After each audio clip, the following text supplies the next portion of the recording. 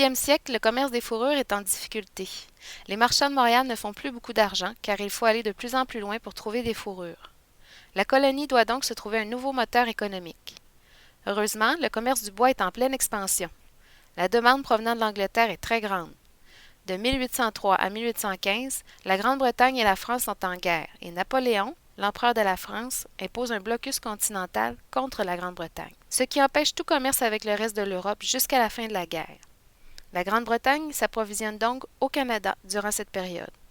De plus, elle a besoin de beaucoup de bois pour construire des navires de guerre. Cette situation stimule beaucoup l'industrie du bois, qui devient rapidement la plus importante au Canada. Grâce au commerce du bois, l'économie de la colonie va mieux.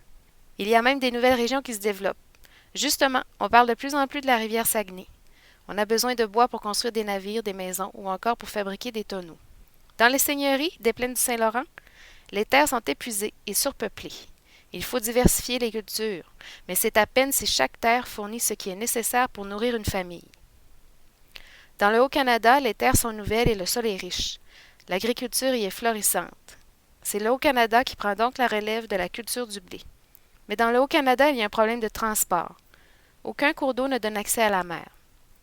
Ce problème est corrigé par la construction du canal La Chine. Dans le Haut-Canada, où il y a beaucoup de forêts, on fabrique aussi de la potasse. Elle est obtenue par le lessivage des cendres de bois.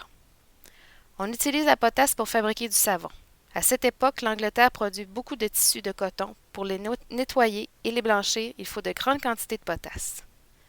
Dans la colonie, le commerce est maintenant entre les mains de grands commerçants anglais qui fondent plusieurs compagnies et même des banques pour répondre à la demande.